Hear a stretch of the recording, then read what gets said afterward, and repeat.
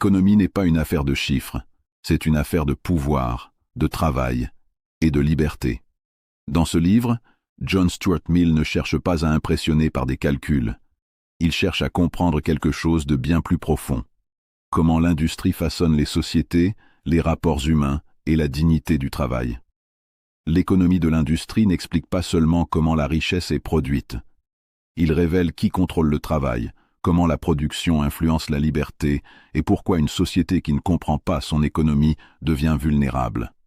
Ce livre est une invitation à regarder derrière les machines, derrière les salaires, derrière la croissance apparente, pour comprendre les forces invisibles qui organisent le monde moderne. Ici, il ne s'agit pas de juger l'industrie, mais de la comprendre, parce que comprendre, c'est déjà reprendre le pouvoir. Voici maintenant le résumé de ce livre essentiel. Introduction. L'industrie n'est jamais neutre. Elle ne se contente pas de produire des biens, des machines ou de la richesse visible. Bien avant cela, elle façonne les peuples, elle modèle les mentalités, organise les rapports humains, influence la manière dont chacun se perçoit, travaille, obéit ou résiste. Comprendre l'industrie, ce n'est donc pas apprendre comment fonctionnent les usines ou les marchés, c'est apprendre comment se structure le monde moderne, comment se distribue le pouvoir, la dignité et la liberté dans une société. Derrière chaque objet fabriqué, il existe une organisation du travail. Derrière chaque organisation du travail, une vision de l'homme. C'est précisément ce que cherche à éclairer John Stuart Mill dans l'économie de l'industrie.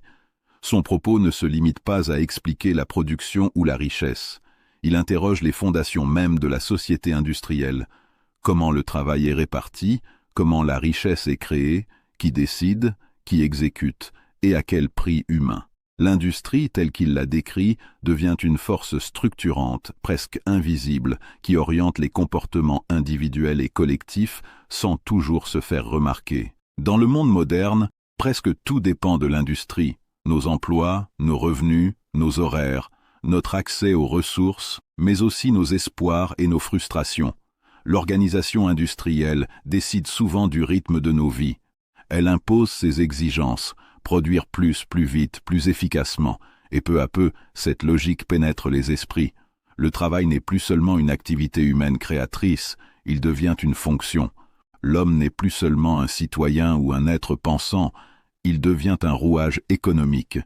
Comprendre l'industrie, c'est donc comprendre pourquoi certaines sociétés valorisent la performance au détriment de l'équilibre, la croissance au détriment de la dignité, l'efficacité au détriment du sens. L'économie industrielle influence profondément la dignité humaine. Elle détermine la valeur accordée au travail, la reconnaissance sociale, la sécurité matérielle ou l'insécurité permanente. Lorsque l'industrie est pensée uniquement en termes de rendement, l'être humain est réduit à sa productivité. Sa valeur devient conditionnelle, utile tant qu'il produit, remplaçable dès qu'il ralentit. À l'inverse, lorsque l'industrie est comprise et encadrée avec lucidité, elle peut devenir un outil d'émancipation, de stabilité et de progrès réel. Mill insiste sur cette responsabilité intellectuelle et morale. L'économie n'est pas une fatalité, elle est une construction humaine. Et toute construction humaine peut être interrogée, corrigée, améliorée. Mais pour cela, encore faut-il comprendre, l'ignorance économique affaiblit les peuples bien plus sûrement que la pauvreté matérielle. Un peuple qui ne comprend pas comment la richesse est produite, comment le travail est organisé, comment les salaires se forment, dépend toujours de ceux qui savent. Il obéit sans voir, accepte sans comprendre, subit sans pouvoir nommer les causes de ses difficultés. L'ignorance crée la résignation.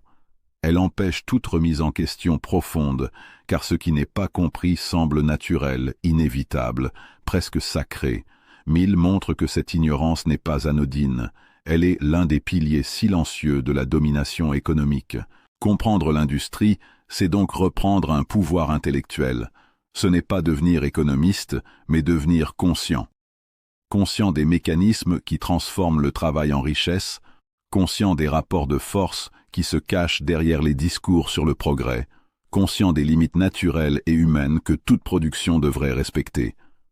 Cette compréhension permet de sortir d'une vision naïve où l'industrie serait automatiquement synonyme de bien-être. Elle invite à une vision plus adulte, plus responsable, où le progrès matériel est mis en balance avec le progrès humain. Dans cette introduction, il ne s'agit pas encore de juger l'industrie, ni de la condamner ou de la glorifier. Il s'agit de la regarder en face, de reconnaître qu'elle est l'un des piliers les plus puissants du monde moderne, et qu'à ce titre, elle mérite d'être comprise en profondeur. L'industrie peut enrichir les sociétés ou les appauvrir intérieurement. Elle peut libérer du temps ou enchaîner les vies. Elle peut servir l'homme ou l'asservir. La différence ne vient pas des machines ni des chiffres, mais du niveau de conscience avec lequel elle est organisée. C'est vers cette compréhension que ce livre nous conduit. Pas à pas, il invite à descendre sous la surface des évidences, à interroger ce qui semble aller de soi, à dévoiler les fondations économiques qui soutiennent nos sociétés. Avant de produire des biens, l'industrie produit des structures. Avant de créer de la richesse, elle crée des dépendances ou des libertés. Et c'est seulement en comprenant ces fondations que l'on peut espérer construire un avenir industriel qui ne sacrifie pas l'humain sur l'autel de l'efficacité. Leçon 1. Les lois de la production. Travail, nature et organisation. Lorsqu'on parle de richesse, l'illusion la plus répandue consiste à croire qu'elle naît spontanément, comme si l'abondance était une conséquence naturelle du simple désir humain. Or, la richesse n'apparaît jamais par magie. Elle est toujours le résultat d'un travail organisé, appliqué à la nature, selon des règles précises que les sociétés respectent ou violent, souvent sans en avoir pleinement conscience. C'est cette réalité fondamentale que ce chapitre cherche à éclairer. Produire ne signifie pas créer à l'infini. Produire signifie organiser intelligemment ce qui existe déjà. La première loi de la production est simple, mais souvent oubliée. Rien n'est produit sans travail humain. La nature offre des ressources, mais elle ne les transforme pas seule en biens utiles. Les terres ne deviennent pas des récoltes sans l'effort, les minerais ne deviennent pas des outils sans extraction, les idées elles-mêmes ne deviennent pas des richesses sans discipline et organisation. Le travail est donc la condition première de toute production, mais le travail, à lui seul, ne suffit pas. Un travail désorganisé, mal orienté ou gaspillé peut produire moins que l'inaction. C'est pourquoi la richesse ne dépend pas seulement de la quantité de travail, mais de sa structuration. C'est ici que la pensée de John Stuart Mill prend toute sa profondeur. Pour lui, la production obéit à des lois objectives, indépendantes des émotions, des idéologies ou des espoirs. Une société peut vouloir être riche, mais si elle ne comprend pas comment le travail, la nature et l'organisation interagissent, ce désir restera vain. Mill insiste sur un point essentiel. La richesse n'est pas un don, c'est une construction. Et toute construction repose sur des fondations solides ou s'effondre. La richesse comme résultat du travail organisé implique d'abord une répartition claire des rôles. Dans une société productive, chacun ne fait pas tout, mais chacun sait ce qu'il doit faire. Le chaos ne produit pas durablement. Lorsque les tâches sont confuses, lorsque les responsabilités se chevauchent ou s'annulent, l'énergie humaine se disperse. L'organisation permet au travail de devenir cumulatif, c'est-à-dire de s'additionner dans le temps au lieu de se perdre. C'est cette accumulation progressive qui crée la richesse réelle, celle qui dure au-delà d'une génération. Mais cette organisation n'est jamais neutre. Elle reflète une vision de l'homme et de la société. Une organisation qui considère l'humain comme un simple instrument cherchera uniquement l'efficacité maximale, quitte à épuiser les corps et les esprits. Une organisation plus consciente cherchera l'équilibre entre rendement et durabilité. Dans les deux cas, la production obéit aux mêmes lois économiques, mais les conséquences humaines diffèrent radicalement. Cela montre que produire intelligemment ne signifie pas seulement produire plus, mais produire de manière soutenable, pour la société comme pour l'individu. La deuxième loi fondamentale concerne les limites naturelles de la production. Aucune richesse n'existe sans support matériel. La terre, l'eau, l'énergie, les matières premières constituent la base invisible de toute économie industrielle. Or, ces ressources ne sont pas infinies. Même lorsqu'elles semblent abondantes, leur exploitation excessive entraîne des coûts différés. Épuisement des sols, pollution, raréfaction, dépendance stratégique. Une société qui ignore ses limites confond production et destruction lente. Elle croit créer de la richesse alors qu'elle consomme son propre avenir. Mill rappelle que la nature impose des contraintes que l'économie ne peut abolir. Les lois de la production ne sont pas négociables. On peut les contourner temporairement par la technique ou l'endettement, mais jamais les supprimer. Toute production repose sur un équilibre fragile entre ce que la nature peut offrir et ce que l'homme peut transformer, sans tout dégrader. Lorsque cet équilibre est rompu, la croissance devient illusoire.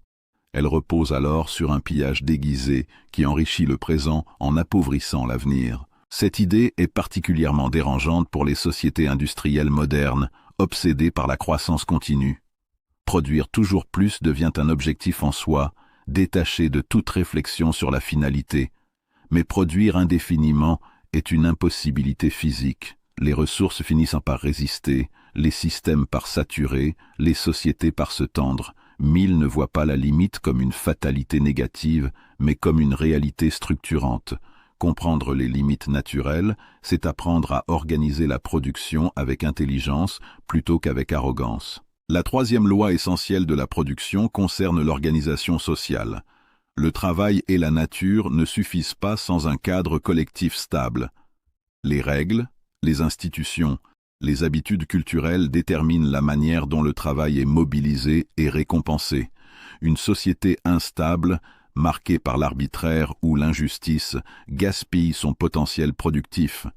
Les individus travaillent moins bien lorsqu'ils ne comprennent pas pour qui, pourquoi et dans quelles conditions ils produisent. La confiance sociale est donc une force économique invisible, mais décisive. Produire, ce n'est pas seulement transformer des matières, c'est coordonner des volontés humaines. Et cette coordination repose sur des règles perçues comme légitimes. Lorsqu'une majorité a le sentiment que son travail ne sert qu'une minorité, la production devient conflictuelle.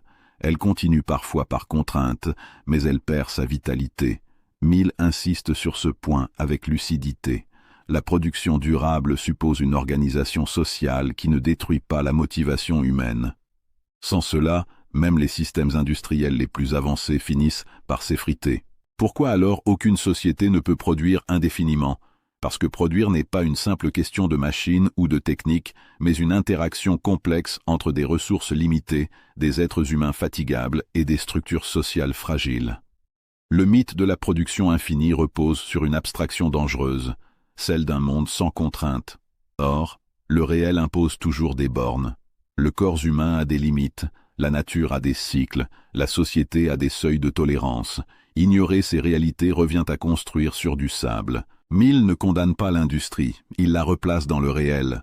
Il montre que la véritable richesse n'est pas celle qui croît sans fin, mais celle qui se stabilise sans détruire ses propres conditions d'existence. Une société mature n'est pas celle qui produit toujours plus, mais celle qui sait quand produire, comment produire et surtout pourquoi produire. Cette question du pourquoi est centrale. Produire pour survivre, pour se développer, pour améliorer la condition humaine, n'a pas le même sens que produire uniquement pour accumuler.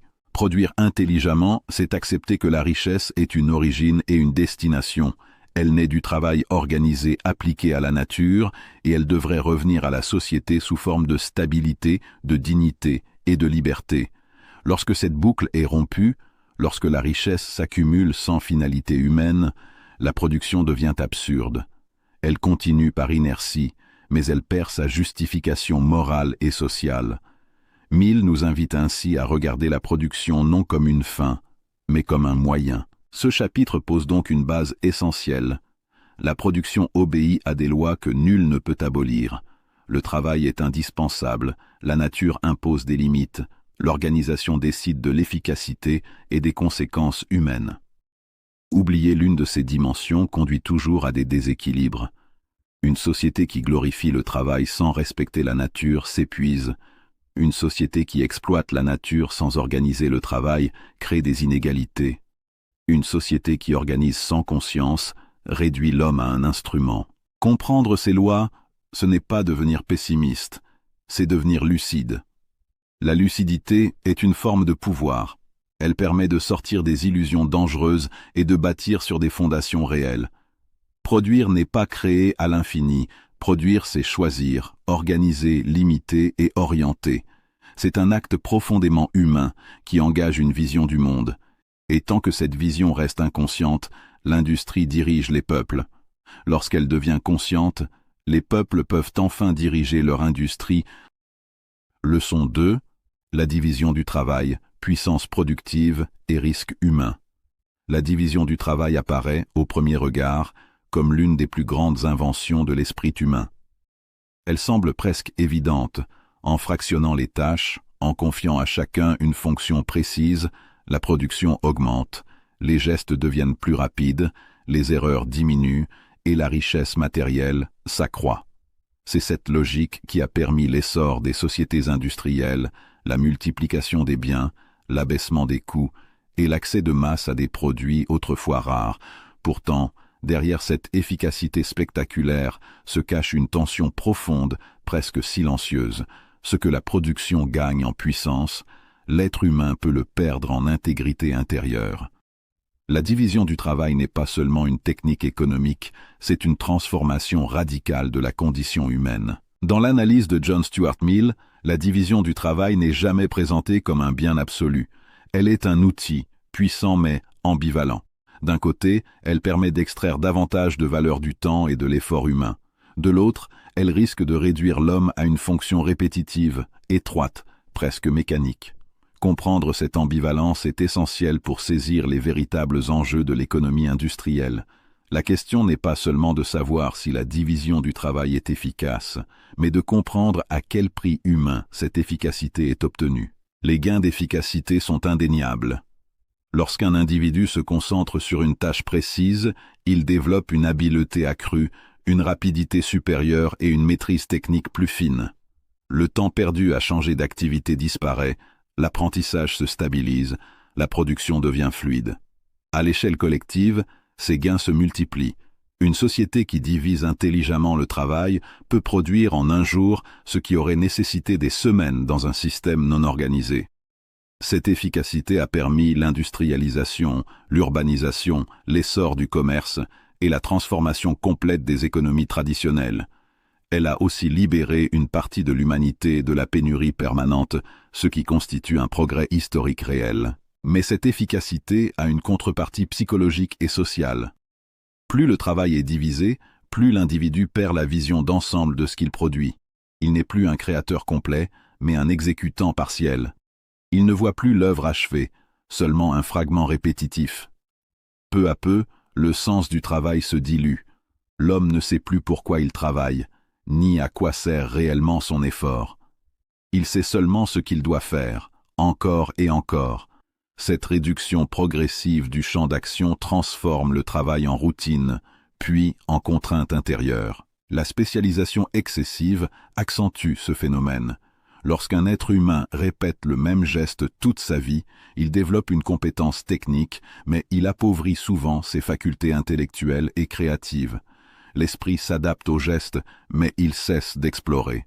La curiosité s'éteint, l'imagination se rétracte, la pensée critique s'affaiblit. Mill voit dans cette spécialisation extrême un danger majeur pour la liberté humaine. Un individu enfermé dans une fonction étroite devient dépendant du système qui lui fournit cette fonction.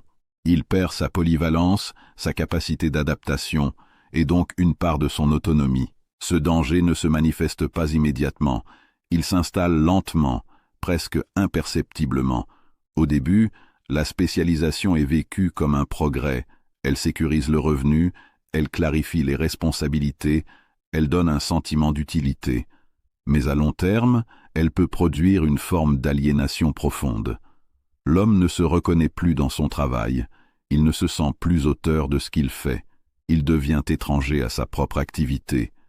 Cette aliénation n'est pas seulement économique, elle est existentielle, elle touche à la manière dont l'individu se perçoit et se valorise. L'aliénation par le travail apparaît lorsque le travail cesse d'être une extension de l'être pour devenir une simple obligation extérieure.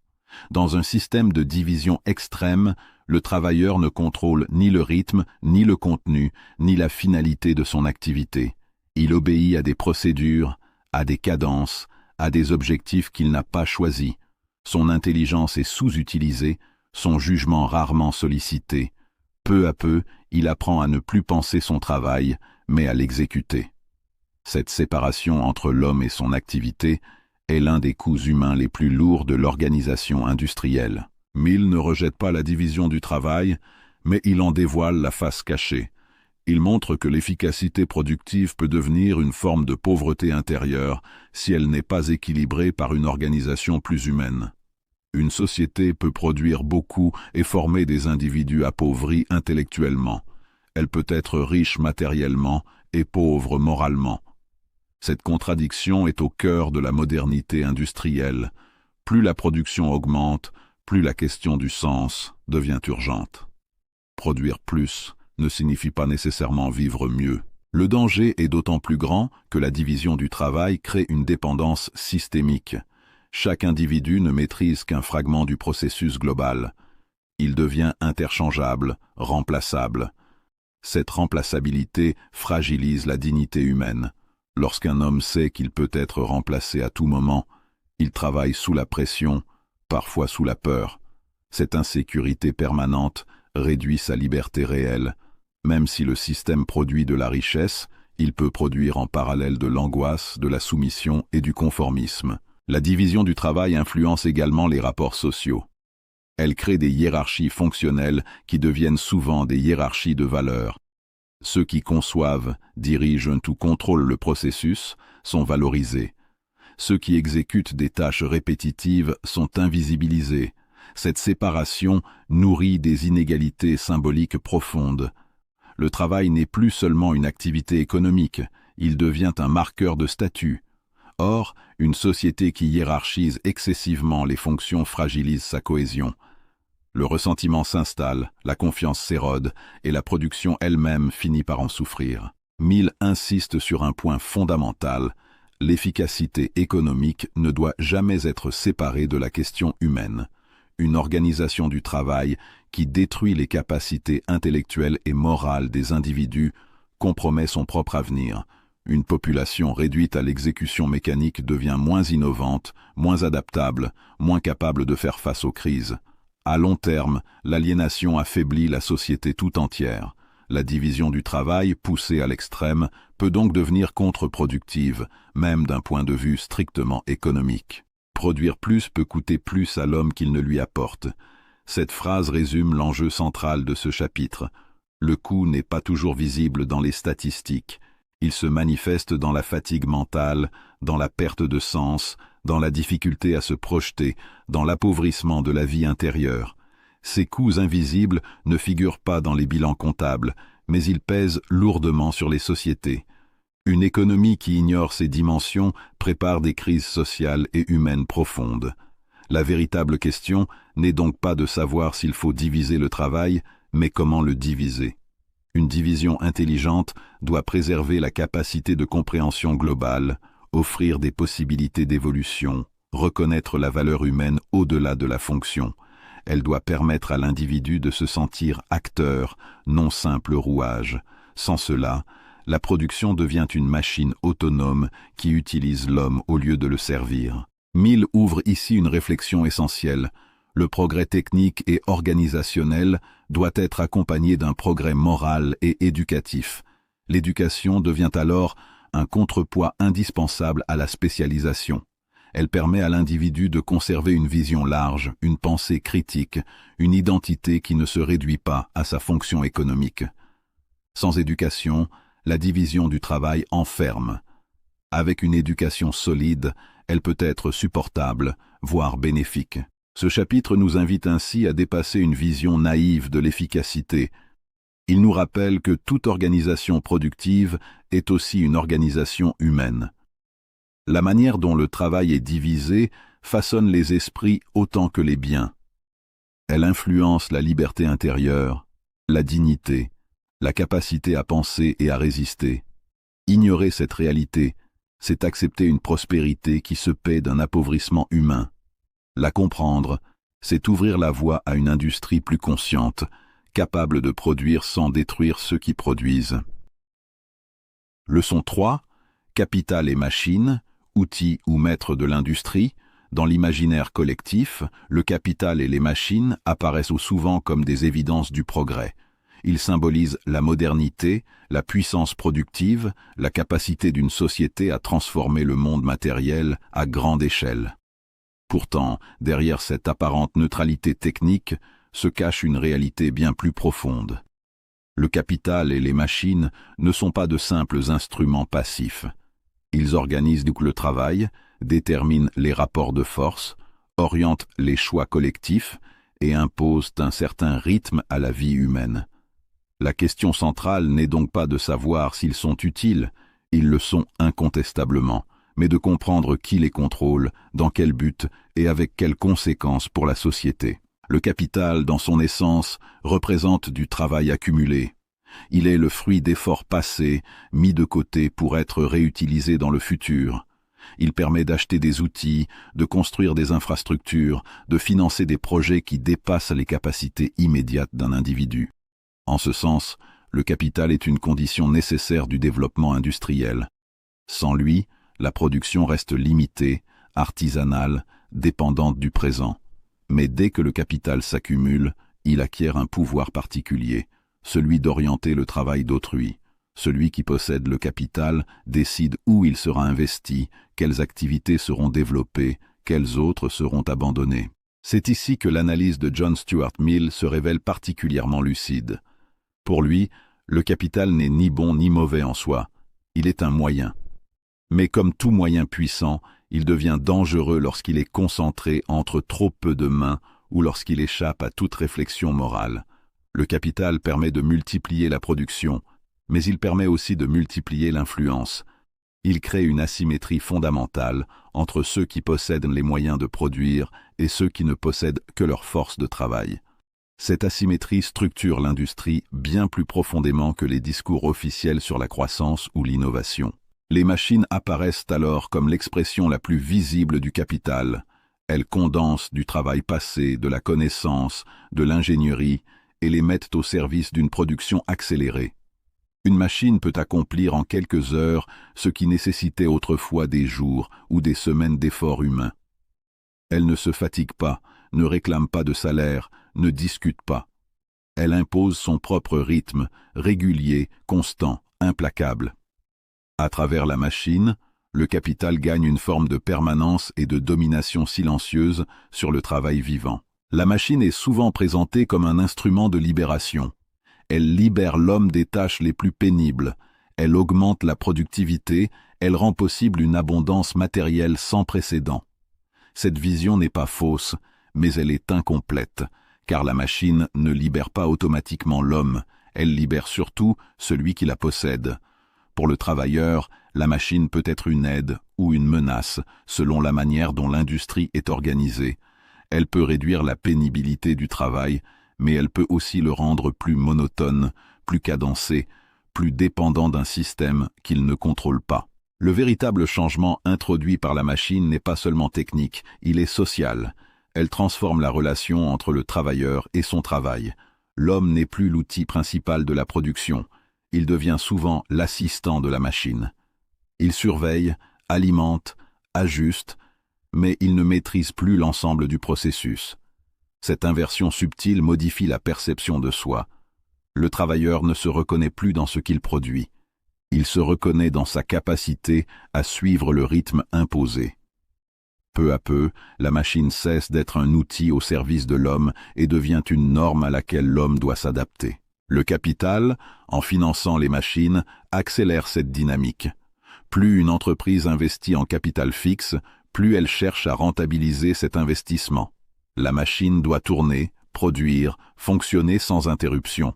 Le temps humain se plie alors au temps mécanique, les horaires s'allongent ou se rigidifient, les pauses deviennent des anomalies, la flexibilité humaine est sacrifiée à la régularité industrielle. Cette logique n'est pas nécessairement le fruit de la cruauté individuelle. Elle découle d'une rationalité économique froide.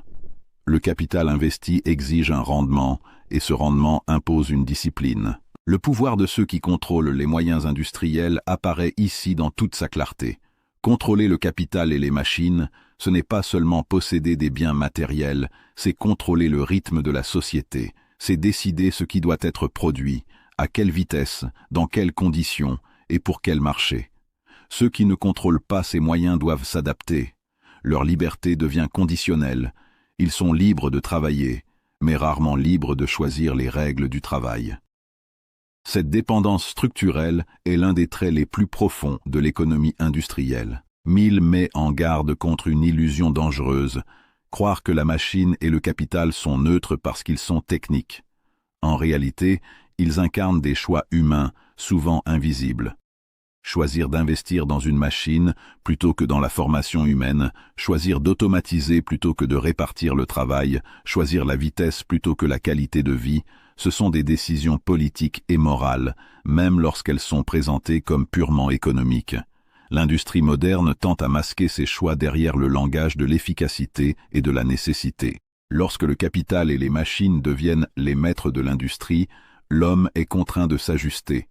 Le travail n'est plus organisé en fonction des besoins humains, mais en fonction des impératifs de rentabilité. Cette inversion des priorités crée une tension permanente. La société produit plus, mais elle fatigue plus vite. Elle s'enrichit matériellement, mais elle s'appauvrit en temps, en attention, en sens. Le progrès devient ambigu. Il améliore certaines conditions tout en dégradant d'autres, plus difficiles à mesurer. Il serait pourtant simpliste de rejeter le capital et les machines. Mill ne prône pas un retour en arrière, il appelle à une compréhension plus fine de leur rôle. Le capital peut être un outil de stabilité et de progrès s'il est orienté vers des fins humaines. Les machines peuvent libérer du temps et de l'énergie si leur usage est pensé en fonction de l'équilibre social. Le problème n'est pas leur existence, mais leur domination sans contrepoids. Lorsqu'aucune conscience collective ne vient encadrer leur usage, ils imposent leur propre logique, indifférente aux conséquences humaines. Celui qui contrôle les outils contrôle le rythme de la société. Cette affirmation résume toute la gravité de l'enjeu. Le rythme de travail, le rythme de vie, le rythme de consommation, tout découle de l'organisation industrielle. Une société qui abandonne ce contrôle à une minorité concentre aussi le pouvoir décisionnel.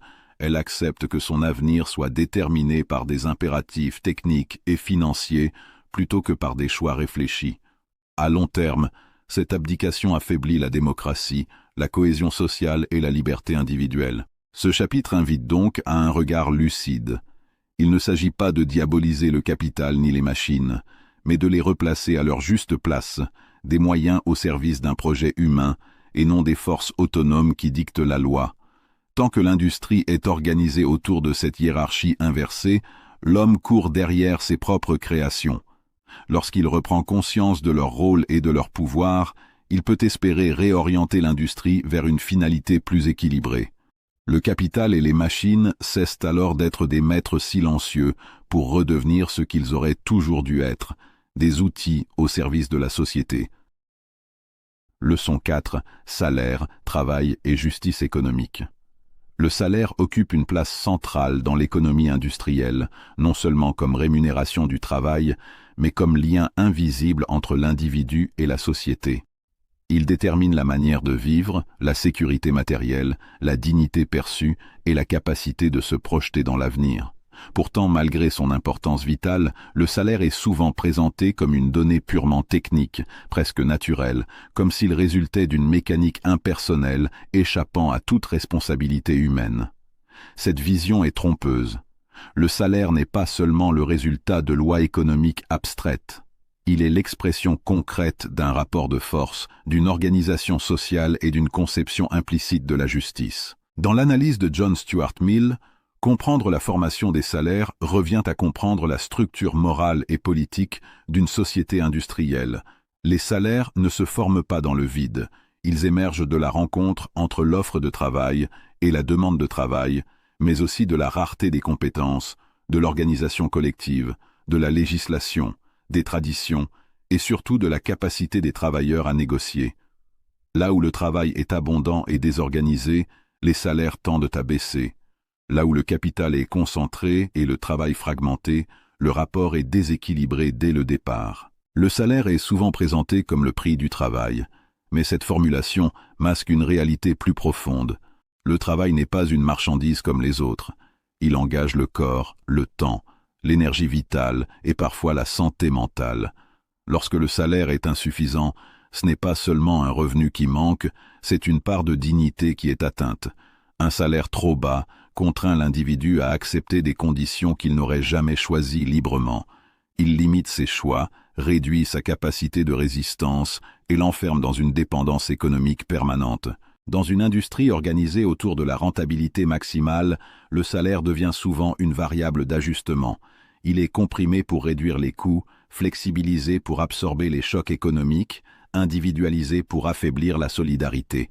Cette logique peut être efficace à court terme, mais elle fragilise profondément le tissu social. Une société où une majorité travaille sans sécurité ni reconnaissance prépare des tensions durables. Mill souligne que la stabilité sociale ne repose pas uniquement sur la croissance, mais sur la perception de justice. Lorsque les individus estiment que leur travail est sous-évalué, la confiance dans le système s'effondre. Le rapport de force économique est au cœur de cette question. Dans l'économie industrielle, celui qui possède le capital et les moyens de production dispose d'un avantage structurel. Il peut attendre, différer, automatiser, déplacer. Le travailleur, lui, dépend souvent de son salaire immédiat pour survivre. Cette asymétrie crée une pression silencieuse. Même lorsque le contrat est formellement libre, la liberté réelle est limitée par la nécessité. Accepter un salaire insuffisant n'est pas toujours un choix, c'est souvent une contrainte déguisée. Ce rapport de force explique pourquoi les salaires ne reflètent pas toujours la valeur sociale réelle du travail. Certaines activités essentielles à la cohésion sociale sont sous-payées, tandis que d'autres, moins vitales, sont survalorisées. Ce déséquilibre n'est pas accidentel. Il résulte de la capacité de certains groupes à imposer leurs conditions, à contrôler l'accès aux ressources ou à influencer les règles du jeu. Mill observe que sans organisation collective, le travail isolé est presque toujours désavantagé. La dispersion affaiblit, la solidarité renforce. Lorsque les inégalités salariales deviennent trop importantes, leurs effets dépassent largement le domaine économique. Elles modifient les relations humaines, fragmentent les communautés et transforment la perception de soi.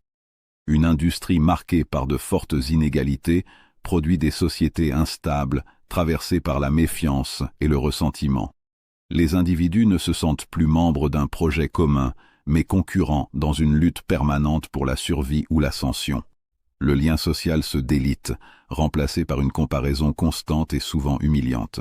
Mill insiste sur le fait que la justice économique n'est pas une utopie morale, mais une condition de stabilité. Une société peut tolérer certaines inégalités, mais pas l'injustice perçue comme systématique. Lorsque les écarts deviennent incompréhensibles, lorsque l'effort ne semble plus récompensé, lorsque la mobilité sociale se bloque, la colère s'accumule. Cette colère peut rester silencieuse pendant un temps, mais elle finit toujours par s'exprimer sous forme de conflits, de ruptures politiques ou de désengagement massif. Le salaire influence également la manière dont les individus se projettent dans l'avenir. Un revenu stable permet l'éducation, la transmission, la planification. Un revenu incertain enferme dans le court terme. L'industrie qui généralise la précarité fragilise sa propre base humaine. Elle produit des travailleurs fatigués, anxieux, moins créatifs, moins engagés. À long terme, cette fragilisation réduit la productivité elle-même. L'injustice salariale n'est donc pas seulement immorale, elle est inefficace. Dans cette perspective, Mill appelle à une réflexion plus large sur l'organisation du travail et de la rémunération. Il ne s'agit pas d'imposer une égalité artificielle, mais de reconnaître que le salaire est un fait social total. Il influence la santé, l'éducation, la stabilité familiale et la participation citoyenne. Une industrie qui néglige ces dimensions sape ses propres fondations. Elle transforme le travail en simple coût, oubliant qu'il est avant tout une activité humaine. Une industrie juste n'est pas celle qui nie les différences, mais celle qui garantit un minimum de sécurité et de reconnaissance à ceux qui produisent la richesse. Sans cela, le système repose sur une exploitation déguisée. Les individus continuent de travailler, mais sans adhésion intérieure. Ils obéissent, mais ne participent plus. Cette perte d'engagement est l'un des signes les plus clairs d'une injustice structurelle. Ce chapitre met ainsi en lumière une vérité fondamentale. Les salaires sont le reflet de la manière dont une société se juge elle-même. Il révèle ce qu'elle valorise réellement, au-delà des discours officiels. Une industrie injuste engendre des sociétés instables parce qu'elle rompt le contrat implicite entre l'effort et la reconnaissance. Elle crée de la richesse matérielle tout en produisant de la frustration sociale.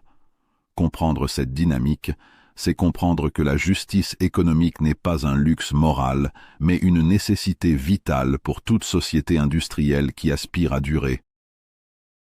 Leçon 5. Concurrence et monopole. Équilibre fragile du marché.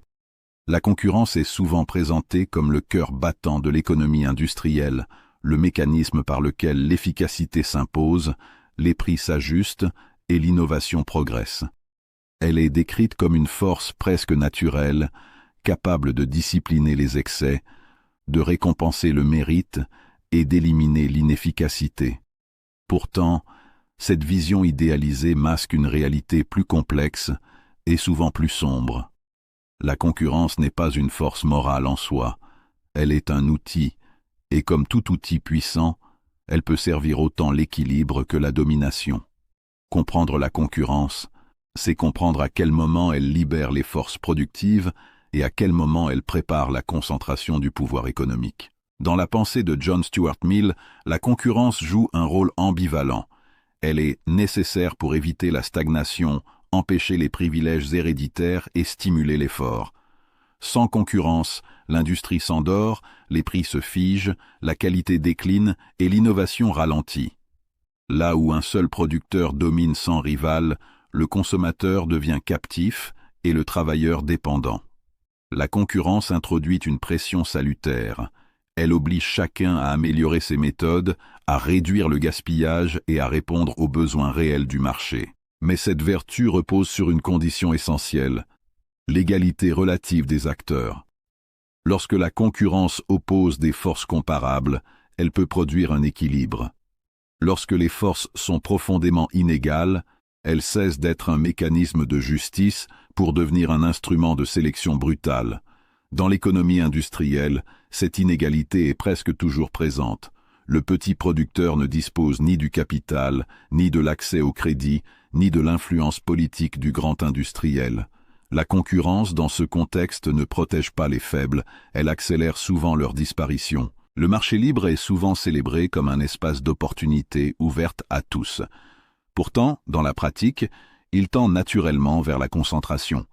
Les entreprises les plus puissantes peuvent supporter des pertes temporaires, baisser les prix pour éliminer les concurrents, absorber les innovations produites par d'autres et contrôler les canaux de distribution. Ce processus n'est pas une anomalie, mais une conséquence logique de la recherche du profit et de la sécurité.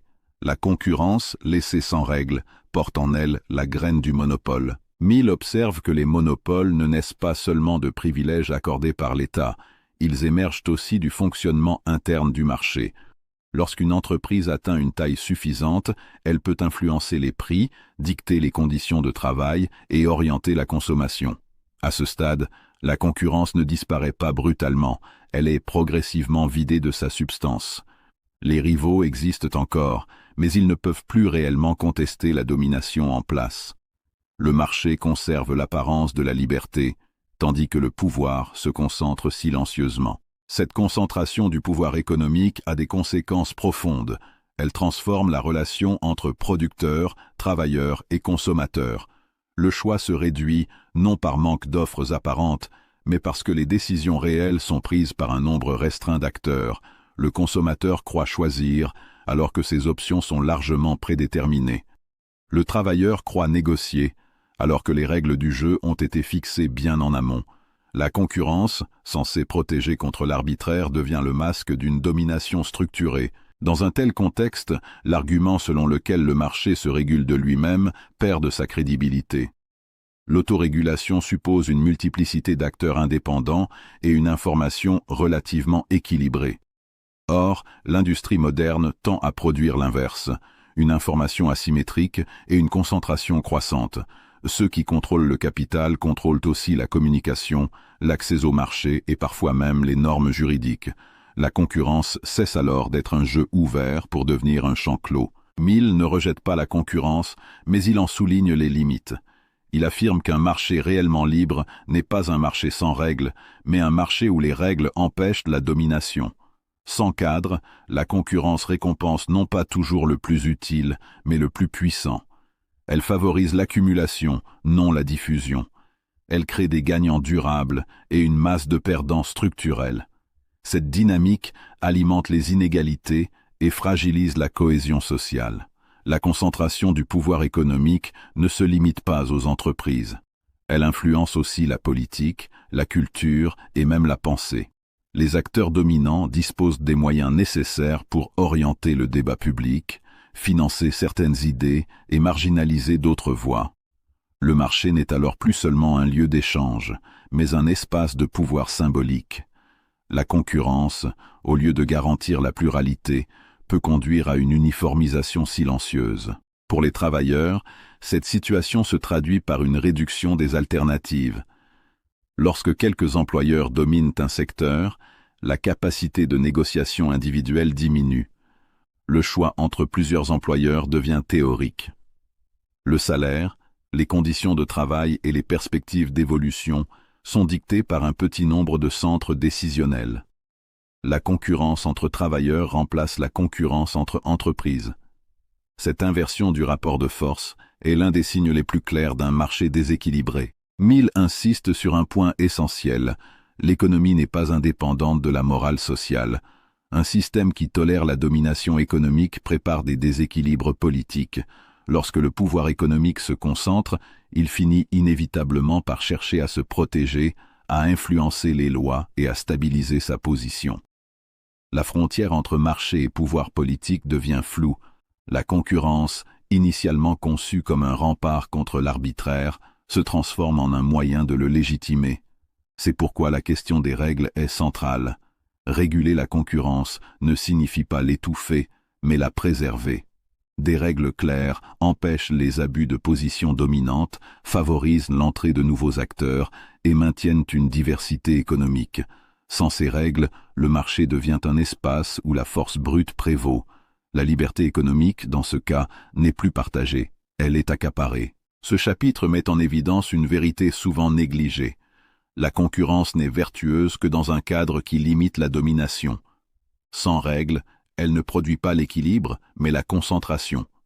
Elle ne protège pas la liberté, elle la redistribue au profit des plus puissants. Comprendre cette dynamique, c'est comprendre que l'économie industrielle repose sur un équilibre fragile. Lorsque cet équilibre est rompu, le marché cesse d'être un espace d'échange pour devenir un instrument de pouvoir. Sans règles, la concurrence se transforme en domination et avec elle, l'industrie cesse de servir la société pour commencer à la gouverner. Leçon 6. Industrie, progrès et responsabilité collective. L'industrie est souvent associée à l'idée de progrès. Machines plus performantes, production accrue, richesse visible, confort matériel amélioré, tout semble indiquer une marche en avant inévitable. Pourtant, cette équation automatique entre progrès industriel et progrès humain est l'une des illusions les plus persistantes de l'époque moderne. Produire davantage ne signifie pas nécessairement vivre mieux.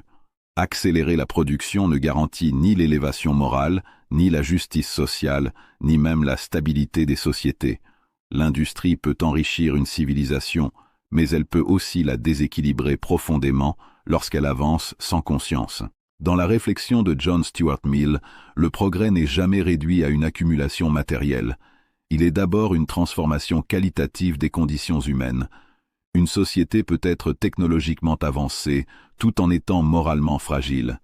Elle peut être riche en biens et pauvre en sens. L'industrie, lorsqu'elle est mal orientée, devient alors un simple multiplicateur de déséquilibre. Elle amplifie les inégalités existantes, accélère l'épuisement humain et réduit le travail à une fonction purement mécanique. Le progrès matériel est séduisant parce qu'il est visible. Les routes, les usines, les machines, les chiffres de croissance donnent l'illusion d'un mouvement positif. Mais ce progrès extérieur peut masquer une régression intérieure. Lorsque le travail perd sa dignité, lorsque l'individu devient interchangeable, lorsque la production prime systématiquement sur le bien-être, l'industrie cesse d'être un outil au service de l'homme pour devenir une force qui l'absorbe. Le danger n'est pas dans la machine elle-même, mais dans la manière dont la société organise son usage et répartit ses bénéfices. Mill insiste sur une idée fondamentale. L'économie n'est pas indépendante de l'éducation morale et intellectuelle des peuples. Une population ignorante des mécanismes économiques est facilement dominée par eux. L'ignorance économique affaiblit la capacité collective à juger, à résister et à orienter les choix industriels. Lorsque les citoyens ne comprennent pas comment se forment les richesses, comment se répartissent les profits et quels sont les rapports de force réels, ils confondent souvent progrès et accumulation, efficacité et justice, croissance et bien commun. L'éducation joue ici un rôle central. Elle ne doit pas se limiter à former des travailleurs efficaces, mais des individus conscients. Comprendre l'industrie, c'est comprendre ses conséquences humaines, sociales et environnementales. C'est saisir que chaque organisation productive implique des choix, choix de répartition, choix de rythme, choix de priorité. Une industrie sans conscience éducative produit des individus techniquement compétents mais intérieurement déconnectés, capables de faire fonctionner des systèmes qu'ils ne questionnent plus. Le progrès humain suppose une capacité collective à réfléchir sur ses propres outils. Lorsque l'industrie devient trop complexe pour être comprise par ceux qu'elle concerne, un fossé se creuse entre les décideurs et les exécutants.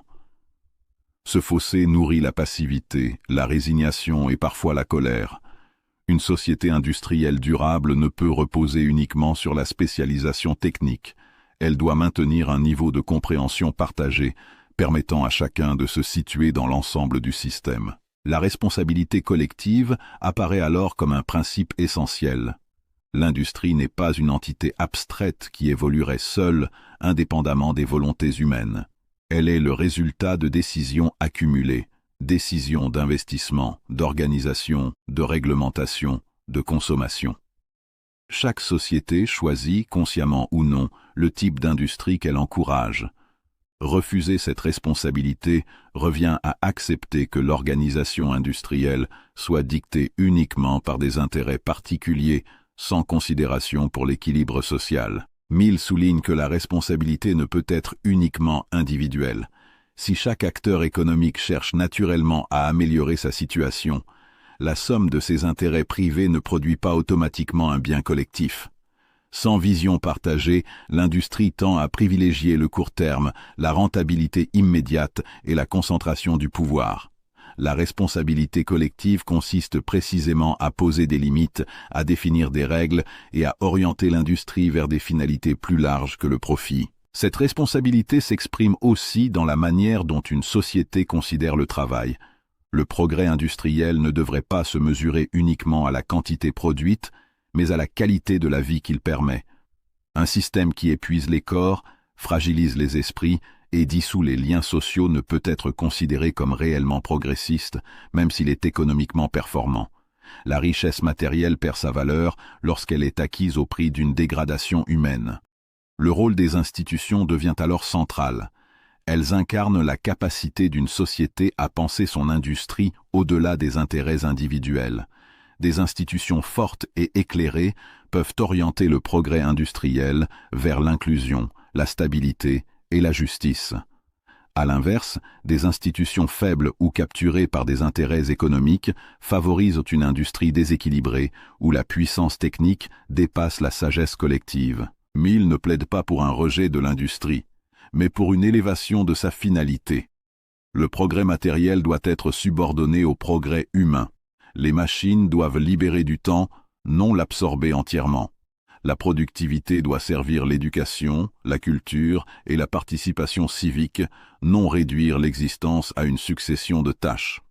Une industrie consciente reconnaît que l'homme n'est pas un simple facteur de production, mais la finalité ultime de toute organisation économique. Cette vision implique une transformation du regard porté sur la réussite. Le succès industriel ne se mesure pas seulement à la taille des entreprises ou à la croissance des chiffres, mais à la capacité du système à maintenir la dignité, la liberté et la responsabilité. Une civilisation réellement avancée est celle qui sait limiter sa propre puissance lorsqu'elle menace l'équilibre humain, La maturité économique se reconnaît à cette capacité de retenue et de discernement. Le renversement lumineux de ce chapitre réside dans cette idée simple et exigeante. Une industrie consciente peut élever une civilisation. Lorsqu'elle est guidée par l'éducation, encadrée par des règles justes et orientée vers le bien commun, l'industrie devient un levier d'émancipation. Elle peut réduire les contraintes matérielles, favoriser l'autonomie et élargir les possibilités humaines. Mais cela suppose une vigilance constante et une responsabilité partagée. Ce chapitre marque un moment de hauteur de vue. Il rappelle que l'industrie n'est ni bonne ni mauvaise en elle-même.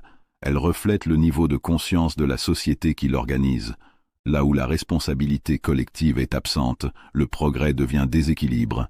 Là où la conscience guide les choix économiques, l'industrie cesse d'être une force aveugle pour devenir un outil de civilisation.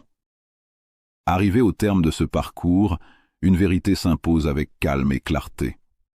L'industrie n'est pas un simple décor de nos vies modernes, elle en est l'architecture invisible. Elle façonne nos rythmes, nos espoirs, nos dépendances et parfois nos peurs. Elle détermine ce que nous produisons, ce que nous consommons, mais aussi ce que nous valorisons, ce que nous tolérons et ce que nous finissons par accepter comme normal. Comprendre l'industrie, ce n'est donc pas s'intéresser à un domaine technique réservé aux experts, c'est apprendre à lire la structure profonde du monde dans lequel nous vivons.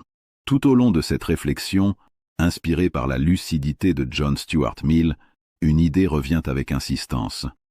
L'économie industrielle structure nos vies bien avant que nous en ayons conscience. Elle organise le travail, répartit le pouvoir, façonne les hiérarchies sociales et influence même la manière dont chacun se perçoit. Là où l'industrie est comprise, elle peut être orientée. Là où elle est ignorée, elle devient une force qui s'impose sans discussion. L'ignorance économique n'est jamais neutre. Elle crée une dépendance silencieuse.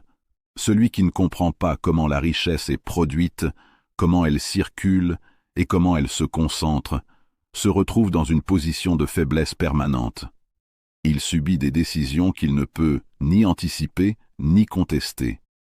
Il confond souvent progrès et accélération, prospérité et accumulation, réussite et domination. Cette ignorance n'est pas seulement individuelle, elle peut devenir collective, affaiblissant des peuples entiers face à des systèmes qu'ils ne maîtrisent plus. À l'inverse, la compréhension transforme le regard. Elle redonne de la profondeur à ce qui semblait abstrait. Comprendre l'industrie, c'est voir que chaque organisation productive repose sur des choix humains. Choix de répartition, choix de priorité, choix de valeur. Ce n'est plus la machine qui décide, ni le marché comme une entité mystérieuse, mais des structures construites et maintenues par des volontés. Cette prise de conscience est un premier acte de liberté. La compréhension ne supprime pas les contraintes, mais elle empêche l'illusion. Elle permet de distinguer ce qui est nécessaire de ce qui est imposé, ce qui est inévitable de ce qui est simplement toléré. Un peuple qui comprend les mécanismes industriels cesse de croire que les inégalités sont toujours naturelles ou que la concentration du pouvoir est une fatalité. Il devient capable de poser des questions, d'exiger des règles, de réclamer une orientation différente du progrès. Reprendre le pouvoir ne signifie pas rejeter l'industrie ni nier ses apports. Cela signifie refuser qu'elle soit le seul horizon de la société. L'industrie est un outil puissant. Elle peut libérer du temps ou l'engloutir, enrichir la collectivité ou concentrer la richesse, élever les conditions humaines ou les fragiliser. Tout dépend du niveau de conscience avec lequel elle est organisée et utilisée. Là où la réflexion est absente, l'industrie avance seule. Là où la conscience est présente, elle devient un levier au service de l'homme. Le message final de cette œuvre est à la fois simple et exigeant. Quand un peuple comprend comment la richesse est produite, il cesse d'être manipulé par ceux qui la contrôlent. Il ne se contente plus de subir les conséquences des décisions économiques, il cherche à en comprendre les causes. Cette compréhension nourrit la responsabilité collective et ouvre la voie à une industrie plus juste, plus équilibrée, plus humaine. Ce chemin n'est ni rapide ni confortable. Il demande de la lucidité, de l'éducation et une volonté partagée de ne pas confondre puissance et sagesse. Mais il est essentiel, car l'avenir des sociétés industrielles ne dépend pas uniquement de leur capacité à produire davantage, mais de leur aptitude à comprendre ce qu'elles produisent réellement. Des biens, certes, mais aussi des rapports humains, des formes de pouvoir et des visions du monde. La phrase de fermeture peut alors être entendue comme une boussole. L'industrie est un outil. La conscience décide de son usage. Tant que cette conscience fait défaut, le progrès reste fragile. Lorsqu'elle s'éveille, l'industrie cesse d'être une force aveugle et devient un instrument de liberté collective.